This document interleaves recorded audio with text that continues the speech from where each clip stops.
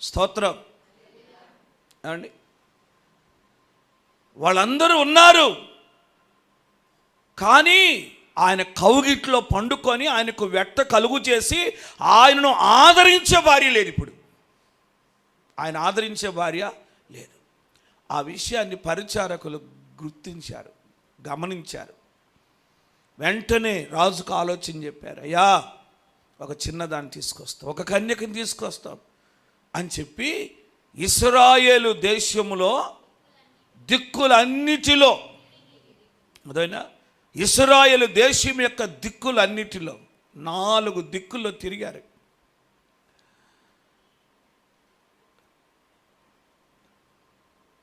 దాను మొదలుకొని బెర్షెబా వరకు తిరిగారు. తిరిగి రాజు కొరకు వెతికారు, ఒక చిన్నది కావాలి అని, ఒక కన్యక కావాలి అని వెతికి అంత తిరిగితే షూనేము పట్టణములో ఒక చిన్నది దొరికింది. ఆమె కనబడింది. ఆమె పేరు అబీషగు. అబీషగు కనబడింది. ఈ అబీషగు ఈ రాజునకు తోడుగా ఉండి ఆదరించటానికి, ఉపచారము చేయటానికి యోగ్యురాలని చెప్పి ఆ అబీషగును తీసుకుని వచ్చారు.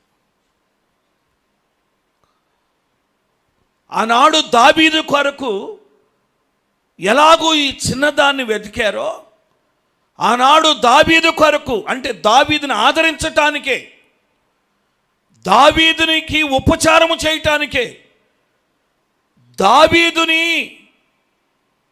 బలపరచడానికే, దావీదుకి వ్యక్త కలుగు చేయటానికి చిన్నది ఆమె కొరకు వెతికి ఆ షూనేము పట్టణము నుండి ఆ చిన్నదాన్ని, ఆ కన్యకను తీసుకొచ్చారు.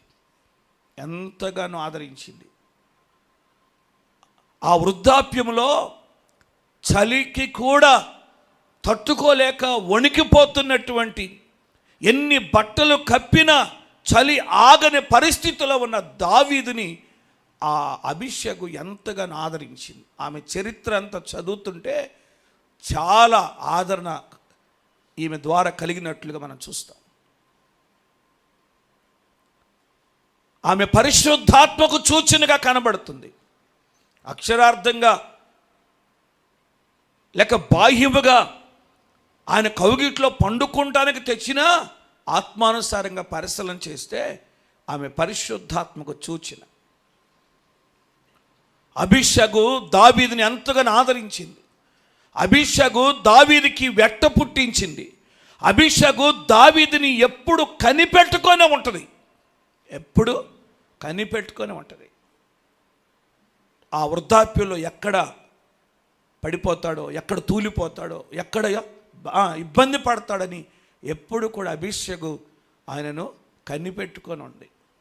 ఆనాడు దావీదుకి ఆ చిన్నది అవసరమైంది కనుక. అలాగే ఇప్పుడు పారసీక రాజ్యం యొక్క గౌరవాన్ని, రాజు యొక్క ఔన్నత్యాన్ని కాపాడటానికి, లేక అహష్వేరోషు యొక్క ఔన్నత్యాన్ని కాపాడటానికి ఈ యవనస్తులు సంస్థానములన్నిటిలో వెదికి కన్యకలను తీసుకుని వద్దామని చెప్పేసి అన్నారు.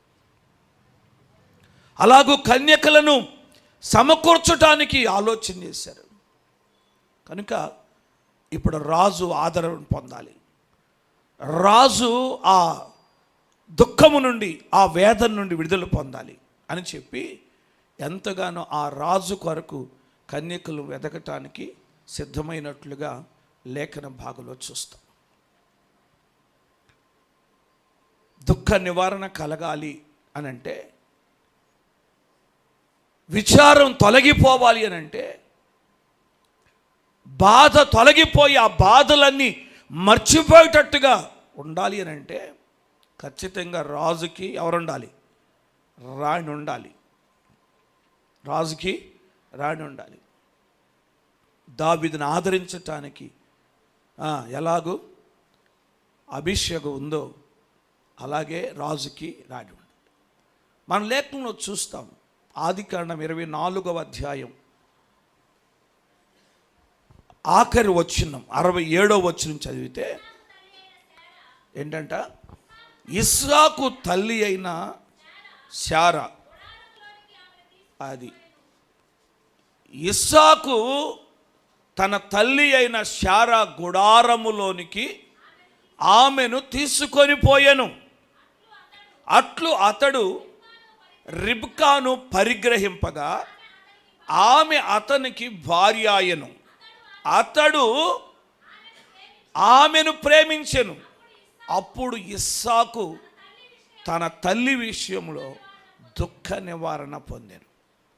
రిబ్కా ఇస్సాకు యొద్దకు వచ్చినప్పుడు, ఇస్సాకు రిబ్కాను తన తల్లి గుడారంలోకి తీసుకొని వెళ్ళినప్పుడు, ఆమె అతనికి భార్య అయినప్పుడు, ఆమె ఎప్పుడైతే అతనికి భార్య అయిందో ఆమెను బట్టి ఇస్సాకుకి ఏం కలిగిందంట? దుఃఖ నివారణ కలిగింది, అంటే ఆదరణ కలిగింది. అప్పటి వరకు ఇస్సాకు దుఃఖములో ఉన్నాడు, తల్లిని పోగొట్టుకొని దుఃఖములో ఉన్నాడు, వేదనలో ఉన్నాడు, విచారంగా ఉన్నాడు. గుడారములో ఉండట్లేదు, పొలములోనే ఉంటున్నాడు. ఆయన ఎక్కడున్నాడు? పొలములోనే ఉంటున్నాడు. వెళ్ళి గుడారంలోకి వెళ్ళలేకపోతున్నాడు, గుడారములో ఉండలేకపోతున్నాడు. ఆ గుడారానికి వెళుతుంటే ఏడుపే, దుఃఖమే, కన్నీరే. తన తల్లిని బట్టి ఎంతగానో బాధపడుతున్నాడు. పొలంలోనే ఉంటున్నాడు. ఆ రిబ్కాను కూడా పొలములో ఉన్నప్పుడే చూసి ఆ పొలము నుండి ఆ రిబ్కాను తీసుకొచ్చాడు గుడారంలోకి. కనుక ఆదరణ కలుగు చేయటానికి, దుఃఖ నివారణ కలుగు చేయటానికి, విచారాన్ని కొట్టివేయటానికి రాజుకి రాణి ఎంతైనా అవసరం. ఇప్పుడు ఆ వస్తీని గుర్చినటువంటి విషయాలన్నీ కూడా మర్చిపోయి రాజు సంతోషంగా ఉండాలంటే రాజుకి రాణి కావాలి అని యవనస్తులు ఆలోచన చేసి అలాగూ వాళ్ళు సిద్ధపడినట్లుగా మనం లేఖనంలో చూస్తాం. కనుక ప్రభు నన్ను పేర దేవుని వాక్యాన్ని బట్టి మనం గ్రహించాలి. ఇప్పుడు ఆ కన్యకులందరిని సమకూర్చటానికి పరిచారకులు కావాలి. సంస్థానాలన్నిటిలో ఎవరు కావాలంట? పరిచారకులు కావాలి. ఆనాడు ఇశ్రాయేలు దేశంలో దావీదు కొరకు సేవకులు ఎలాగూ వెళ్ళి వెతికారో అలాగే అహష్వేరోషు కొరకు 127 సంస్థానములో పరిచారకులు వెళ్ళి వెతుకుతున్నారు. పరిచారకులు వెళ్ళి కన్యకలను సిద్ధపరుస్తున్నారు. ఆనాడు ఆ అహష్వేరోషు కొరకు కన్యకలను ఎలాగూ సిద్ధపరిచారో పరిచారకులు, ఇప్పుడు యేసుక్రీస్తు ప్రభు కొరకు, యేసుక్రీస్తు ప్రభు కొరకు కన్యకలను సిద్ధపరుస్తున్నారు. పరిచారకులు ఏర్పాటు చేశాడు. 127 సంస్థానాలు కాదు, ఇశ్రాయేలు దేశములో కాదు, ప్రపంచ నలుమూలల నుండి కూడా రాజులకు రాజు, ప్రభువులకు ప్రభు అయిన యేసు క్రీస్తుకి ఒక కన్యక కావాలి. కన్యకలందరినీ పోగు చేస్తున్నారు పరిచారకులు. పరిచారకులు ఏర్పాటు చేశాడు, సేవకులను ఏర్పాటు చేశారు. వీరిని అపోస్తులుగా, కాపరులుగా, ఉపదేశకులుగా ఏమంటే ఇలాగూ ఏర్పాటు చేసి కన్యకలను సిద్ధపరచమని, సమకూర్చమని చెప్తున్నారు. ఇప్పుడు ఈ సేవకులు, ఈ బోధకులు, ఈ ఉపదేశకులు, ఈ అపోస్తులు అందరూ కూడా కన్యకలను ఏం చేయాలి? సమకూర్చాలి, సంఘాన్ని సమకూర్చాలి. యేసు క్రీస్తు ప్రభువుకి భార్యగా ఉండడం కొరకు, ఆయన కుడి పార్శ్వమున కూర్చోటానికి కన్యకలను సమకూర్చాలి. కన్యకలను సమకూర్చాలి. ఆ కన్యకలను సమకూర్చే పని జరుగుతుంది. ఇప్పుడు ఆనాడు అహష్వేరోషుని వివాహం ఆడటానికి 127 సంస్థానాల నుండి వచ్చారు. ఎంతమంది వచ్చారో తెలియదు. యేసు రక్తమే.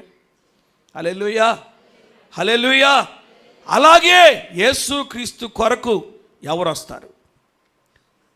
ఈ రాజు కొరకు ఎవరు వస్తారు? ఈ రాజుకి రాణిగా ఉండటానికి, ఆయన కుడి పార్శ్వమున కూర్చోడానికి ఎవరు వస్తారు?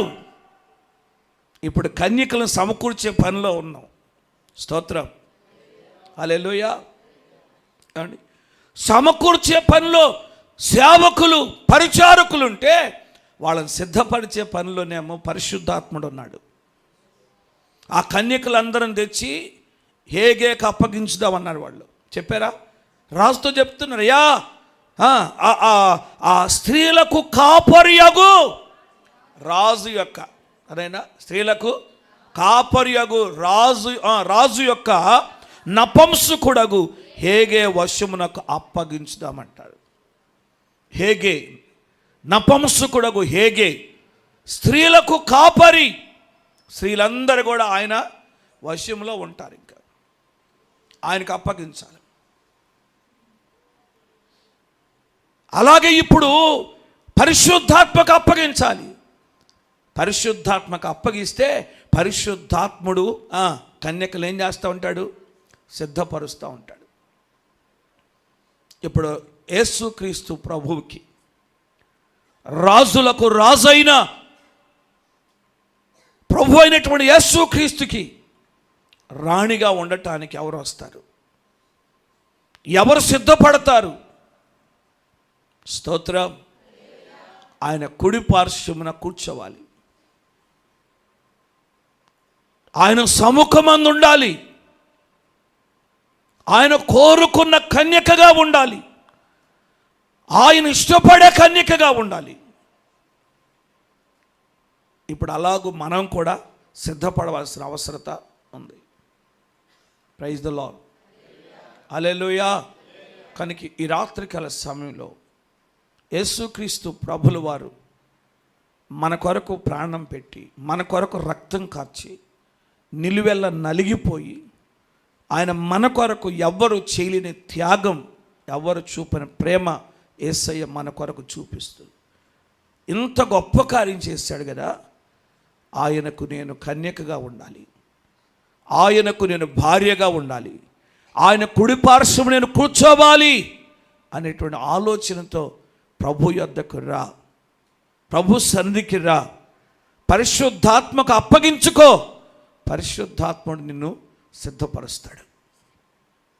ఒకరోజు వస్తాడు పెళ్లి కుమారుడు. ఆయన వచ్చి తన దండము చాపుతాడు. అర్థమైందా అండి? ఇప్పుడు సంఘం కన్యకగా సిద్ధపడుతుంది. ఇలాంటి సంఘాలు ఎన్నున్నాయి? ఇలాంటి సంఘాలు ఎన్నున్నాయండి? మనకే, మన సంఘానికే అండి ఒక 50 సంఘాలు, ఉపసంఘాలు. ఇక ప్రపంచం అంతట్లో ఎన్ని సంస్థలు ఉంటాయి, ఎన్ని సంఘాలు ఉంటాయి, అసలు ఎంతమంది కన్యకలు ఉంటారు? ఒక్కొక్క సంఘం ఒక్కొక్క కన్యక అయితే ఇక ఎన్ని సంఘాలు ఉంటాయి, ఎంతమంది కన్యకలు ఉంటారు? ఇప్పుడు ఈ కన్యకలన్నిటిలో ఆయన ఏ కన్యకను కోరుకుంటాడో? స్తోత్రం. ఈ సంఘాలన్నిటిలో ఏ సంఘాన్ని కోరతాడో?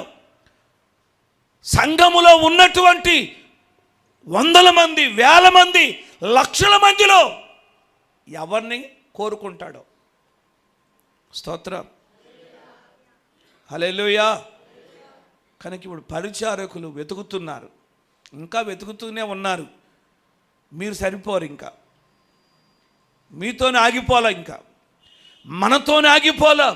ఇంకా వెతుకుతూనే ఉన్నాం, ఇంకా వెతుకుతూనే ఉన్నాం. ఇంకా ఆత్మ రక్షణ కావాలి అని వెతుకుతూనే ఉన్నాం. సంఘంలో చేర్చబడాలి, జీవ గ్రంథంలో పేర్లు రాయబడాలని వెతుకుతూనే ఉన్నాం. స్తోత్రం. ప్రభు రాకడ వరకు ఇలా వెతుకుతూనే ఉంటాం. పరిశుద్ధాత్మకు అప్పగిస్తూనే ఉండాలి. పరిశుద్ధాత్ముడు సిద్ధపరుస్తూ ఉంటాడు. అయితే పెండ్లి కుమారుడు వచ్చేసరికి ఆయనకి ఇష్టమైన కన్యకగా ఎవరైతే సిద్ధపడతారో, మచ్చ అయినా, డాగ్ అయినా, మడత అయినా, కళంకమైన అట్టిది మరేదైనా లేకుండా ఏమండి పరిశుద్ధమైన సంఘముగా ఎవరైతే సిద్ధపడతారో వారిని దేవుడు కోరుకుంటాడు. స్తోత్రం చెప్పండి. హల్లెలూయా. కనుక రాజు యొక్క ఆలోచన ఏంటో, రాజు యొక్క ఉద్దేశం ఏంటో యవనస్తులు తెలుసుకున్నారు, సలహా ఇచ్చారు, వెతుకుదామన్నారు, కన్యకలను సమకూర్చుదామన్నారు, హేగే చేతికి అప్పగిద్దామన్నారు. ఇలా ఎంతగానో వారు సలహా ఇచ్చారు. అలాగే దేవుని వాక్యాన్ని బట్టి మనం కూడా దేవుని వాక్యాన్ని బట్టి గ్రహించాలి. ప్రభు నీ కొరకు వేదన పడుతున్నాడు, ప్రభు నీ కొరకు బాధపడుతున్నాడు, ప్రభు నిన్ను బట్టి విచారంగా ఉన్నాడు. స్తోత్రం. హల్లెలూయా, హల్లెలూయా. కనుక నీ కొరకే సేవకులు ప్రయాసపడుతున్నారు, నిన్ను తీసుకొచ్చి అప్పగించాలని, నువ్వు రక్షణ పొందాలని ఎంతగానో ప్రయాసపడుతున్నారు. సేవకులను వెతికి తెచ్చినప్పుడు నువ్వు రక్షణ పొంది పరిశుద్ధాత్మకు అప్పగించబడితే పరిశుద్ధాత్ముడు నిన్ను పెండ్లి కుమార్తెగా సిద్ధపరిచి పెండ్లి కుమారుడికి అప్పగిస్తాడు. అలాంటి అనుభవంలో పెండ్లి కుమారుడికి అప్పగించబడి ఆయన కుడిపార్శ్వన కూర్చోగలిగిన అనుభవంలో, పెండ్లి కుమార్తె అనుభవంలో మనం ఉందుముగాక. దేవుడి మాటలు దీవించునుగాక. ఆమె. అందరూ తల్ల వంచండి, కళ్ళు మూసుకొనండి, ప్రార్థన చేసుకుందాం. అందరూ కూడా తల్ల వంచి కళ్ళు మూసుకొని ఒక్క నిమిషం చెప్పబడిన మాటలను బట్టి ప్రార్థన చేయండి. పరిచారకులు చూడండి ఎంత చురుకుగా ఉన్నారో, ఎంత జ్ఞానంగా ఉన్నారో.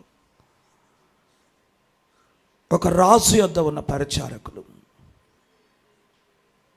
ఒక సేవకుని యొద్ద ఉన్న పరిచారకులు, ఒక అధికారి యొద్ద ఉన్న పరిచారకులు, ఒక యజమాని యొద్ద ఉన్న పరిచారకులు గ్రహింపు కలిగి ఉండాలి.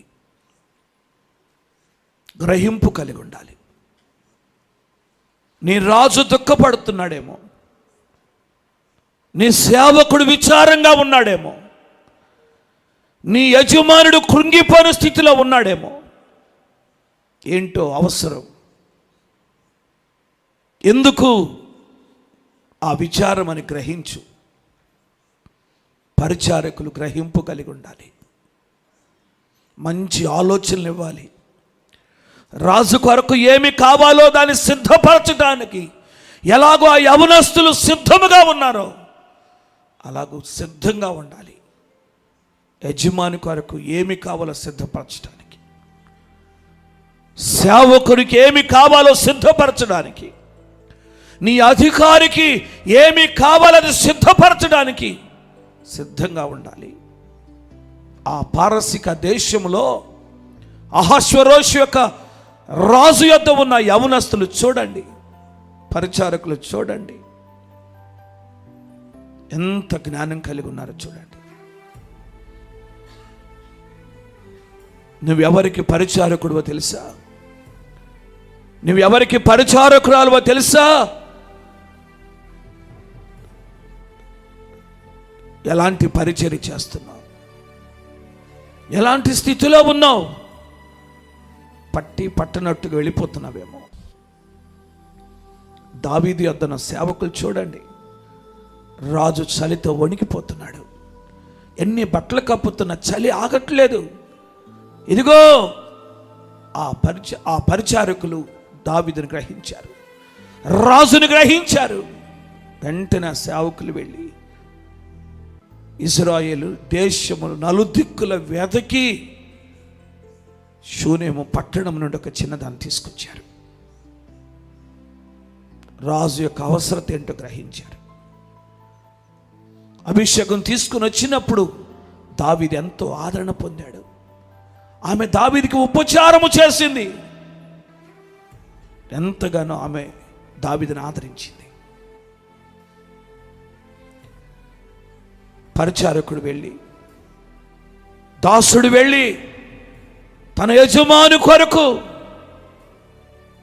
భార్యను తీసుకుని వచ్చాడు.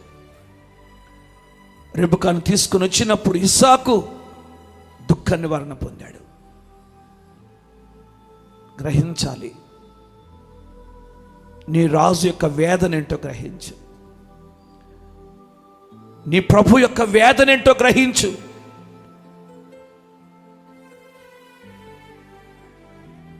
దినమెల్లా నీ కొరకు చేతులు చాపి ఉంచాడు. నీ కొరకు ఎంతగానో ప్రభు వేదన పడుతున్నాడు. జ్ఞానం కలిగి ఉండాలి. ప్రభుకి ఏమి కావాలో అది సిద్ధపరచాలి. ప్రభుకి ఏమి కావాలో అది ఇవ్వాలి. ప్రభు కొరకు నిలబడాలి. అయ్యా, అటు అనుభవంలో నడిపించి గ్రహింపు నాకు దయచి. గ్రహింపు లేకపోతే, గ్రహించుకోలేకపోతే నేను ఏమీ చేయలేను కదయ్యా. నీ కొరకు నేను ఏదైనా చేయాలి. నీ వేదన ఏంటో, నీ ఆశ ఏంటో అయ్యా, దేన్ని గురించి నువ్వు ఆలోచిస్తున్నావో దాని కొరకు నేను ప్రయాసపడటానికి కృప చూపయ్యని తీర్మానం చేసుకో. జ్ఞానము కలిగిన చురుకైన పరిచారకులుగా ఉండాలి. నిర్లక్ష్యముగా ఉండొద్దు. పరిచారకులు ప్రభు పనిలో నిర్లక్ష్యముగా ఉండొద్దు. ప్రయాసపడాలి. ఆదరణ పొందాలి. నిన్ను బట్టి ఆదరణ కలగాలి. నిన్ను బట్టి ధైర్యం కలగాలి. నిన్ను బట్టి ఓదార్పు కలగాలి. అటు అనుభవంలో నడిపించయ్యా, కృప చూపయ్యని ప్రార్థించి, పరిశుద్ధుడా, ప్రేమగల తండ్రి, సకల ఆశీర్వాదాలకు కారణభూతుడా మా యేసయ్యా, మీ స్తోత్రాలు. ఈ రాత్రికాల సమయంలో మీ లేఖన భాగంలో నుండి ప్రభా, ఎస్తేరు గ్రంథాన్ని ప్రభా మీరు మాకు బోధిస్తున్నారు. ఎస్తేరు గ్రంథంలో రాజైన అహష్వేరోషు విచారములో ఉన్నప్పుడు తలంచుకొని కృంగిపోతున్నప్పుడు, వేదన పడుతున్నప్పుడు తన పరిచారకులైన యవనస్తులు గ్రహించి రాజుకు మేలు చేయాలని, రాజును ఆదరించాలని వారు తీసుకున్న నిర్ణయం, వారు చేసిన ఆలోచన, వారు ఇచ్చిన సలహా ఎంత గొప్పవో ఈ రాత్రి మాతో మాట్లాడావు. అహష్వేరోషు రాజు యొక్క సన్నిధిలో ఉన్న ఆ పరిచారకులు ఎంతగా రాజును ఆదరించటానికి ప్రయాసపడుతున్నారో మేము కూడా మా అధికారులను ఆదరించేవారంగా, మా యజమానులను ఆదరించేవారంగా, మా సేవకులను ఆదరించేవారంగా అయ్యా మీ కొరకు ప్రయాసపడేవారంగా ఉండాలి.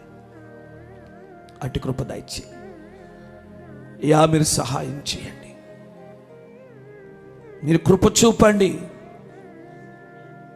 మీ వాక్యాన్ని ప్రతి హృదయంలో నీరు కట్టి నూరంతలకు ఫలింపచ్చి చేరి కూడి వచ్చిన మా ప్రియులందరూ దీవించండి. మేలుతో మీరు తృప్తిపరచండి. ప్రతి అయా సమస్యల నుంచి విడిపించండి. ఎన్నో విజ్ఞాపనలు మీ సన్నిధిలో పరిచి ప్రార్థిస్తున్నాం, మొరపెడుతున్నాం. ప్రతి విజ్ఞాపనకు జవాబు ఇవ్వండి అయ్యా. ఎవరిని విడిచిపెట్టద్దు, ఎవరిని దాటిపోవద్దు అయ్యా. అయ్యా మీరు గొప్ప కార్యించి అఖిలేష్ అనే సహోదరుడి కొరకు ప్రార్థిస్తున్నాం. యాక్సిడెంట్ అయింది, తలకు దెబ్బ తగిలింది, హాస్పిటల్. మీరు ముట్టండి, స్వస్థపరచండి. క్రిటికల్ పొజిషన్లో ఉన్నాడయ్యా. అయ్యా ఒక్కసారి జ్ఞాపకం చేసుకో. అవయవాలన్నీ కూడా తాకండి, స్వస్థపరచండి. క్షేమంగా ఇంటికి నడిపించి వెలిచి గోపీకృష్ణ కొరకు ప్రార్థన చేస్తున్నాం. క్యాన్సర్ 4th స్టేజ్లో ఉందయ్యా, ఫైనల్ స్టేజ్ అయ్యా. ఎంతో కృంగిపోయారు, ఎంతో వేదన పడుతున్నారు. మీరు మీ హస్తాన్ని చాపండి, మీరు ముట్టండి, బాగు చేయండి. మీరు బాగు చేయండి ప్రభా. మీ స్తోత్రాలు, అద్భుతం చేయండి. ఇంకా మా ప్రియులు ఎందరో బలహీనలుగా ఉన్నారు. ప్రతి దినం మీకు మొరపెడుతాం, మీకు చెప్పుకుంటున్నాం కదయ్యా. మీరే బాగు చేసి గొప్ప విడుదల కలుగు చేసి మహిమ తెచ్చుకోండి. మేరీ క్యాథరిన్ గారిని జ్ఞాపకం చేసుకోయా. విడిచిపెట్టద్దు, దాటిపోవద్దు. ఆ కిడ్నీ మీద ఉన్న గడ్డ తొలగిపోవాలి, అది కరిగిపోవాలి, విడుదల కలగాలి, అద్భుతం జరగాలయ్యా. మీ సాక్షిగా మీరు నిలబెట్టుకొని కృప చూపి గొప్ప ఆదరణ దయచి ధైర్యపరచండి అయ్యా. అనిత అనే సహోదరి కొరకు ప్రార్థన చేస్తున్నాం అయ్యా. తన స్వాస్థ్యం అంతా, తన ఆస్తి అంతా తన అన్న చేతులు పెట్టింది, ఇవ్వటం లేదు, కృంగిపోతుందయ్యా. నెమ్మది లేదు, వేదన పడుతున్నారు అయ్యా. మీరు ఒక్కసారి ఆ బిడ్డల కన్నీరు చూడండి, మీరే గొప్ప కార్యం చేసిరైనా అయ్యా. తన అన్నకు అయ్యా ప్రభా మీరే తను సమకూర్చి అది తిరిగి ఇవ్వటానికి సహాయం చేయి. బిగబట్టవద్దని చెప్పండి అయ్యా, అడ్డగించవద్దని చెప్పండి అయ్యా. మీరు కార్యించి ఆ కుటుంబాన్ని రక్షించి మేలు చేసి మహిమ తెచ్చుకోండి. చేరి కూడి వచ్చిన మా ప్రియులందరూ దీవించండి అయ్యా. అయ్యా మీ సన్ని మాకు తోడుగా ఉంచి మా ముందున్న పండుగ దినాలకు మీరు మమ్మల్ని సిద్ధపరచండి. ప్రతి లోటు ప్రతి కొరత మీరు తీర్చి మీరే గొప్ప కార్యం చేసి మహిమ పొందమని ఆశీర్వదించండి. క్యాలెండర్స్, వస్త్రాలు అయా, వాయిద్యాలు అయా ప్రభ, ప్రేమ ఎందుకు కావాల్సిన వనరులు, ఆహార పదార్థాలన్నీ సమకూర్చండి. ఏ లోటు లేకుండా కూర్చోండి. మీరే మహిమ తెచ్చుకోండి. ఊహించిన దానికంటే తలంచిన ఘనమైన కార్యాలు జరిగించి మహిమ పొందమని మా సమస్తను మా నాయకులను దీవించండి. నోయిలయ్య గారిని, భగవంత్ సాయి గారిని, స్టేట్ కౌన్సిల్, డిస్ట్రిక్ట్ కౌన్సిల్ దీవించండి. అయ్యా ఫిబ్రవరి 2 నుండి 6 వరకు కీసర్లో జరుగుతున్న అయా మహాసభలు ఘనముగా జరిగించు అయా. ఫిబ్రవరి 16 నుండి 20 వరకు జరుగుతున్న తెనాలి ఏరియా కన్వెన్షన్ ఘనంగా జరిగించు. మీరే కార్యం చేయండి అయ్యా. అన్ని అనుకూలపరిచి అద్భుతం చేసి సహాయించి మహిమ పొందమని ఈ రాత్రి ఎవరు ఏ హృదయ వాంఛతో వచ్చారో వారి హృదయ వాంఛలన్నీ తీర్చి అద్భుత కార్యం చేయమని యేసుక్రీస్తు నామములో అడుగుచున్నాను మా పరమ తండ్రి, ఆమేన్. నా ప్రాణమా యెహోవాను సన్నతించు, నా అంతరంగమందున సమస్తమైన పరిశుద్ధ నామమును సన్నతించు. నా ప్రాణమా యెహోవాను సన్నతించు, ఆయన చేసిన ఉపకారంలో దేనిని మరువకు. ఆమేన్. మన తండ్రి అయిన దేవుని ప్రేమ, ఆయన కుమారుడు మన రక్షకుడు యేసుక్రీస్తు ప్రభుల వారి కృప, మనందరినీ సర్వసత్యములోనికి నడిపించుచున్న పరిశుద్ధాత్మిక అన్యోన్య సహవాసం మనకును సకల పరిశుద్ధులకును ఇప్పుడు ఎల్లప్పుడూ సదాకాలం తోడే నడిపించును గాక. ఆమేన్. యేసు రక్తమే జయం. అపవాదికుడి గత నాశనం కలుగును గాక. ఆమేన్, ఆమేన్, ఆమేన్. హల్లెలూయా. Praise the Lord. దేవునికి స్తోత్రాలు. మీ అందరికీ నా హృదయపూర్వకమైన వందనాలు తెలియజేస్తూ ఇంతటి కోడికి ముగిస్తున్నా. మరలా తిరిగి రేపు మన క్రమం ప్రకారం తెల్లవారుజామున 4:30 గంటలకి స్తోత్ర కూడిక, 8 గంటలకి బైబిల్ సెమినరీ, 11 గంటలకి ఉపవాస కూడిక, మరలా తిరిగి 2 గంటలకి బైబిల్ సెమినరీ, తిరిగి మరలా సాయంత్రం 6 గంటలకి మరలా ఉపవాస కూడిక ఉంటుంది. అందరూ సకాలంలో సిద్ధపడి దేవుని సన్నిధికి రావాల్సిందిగా మనం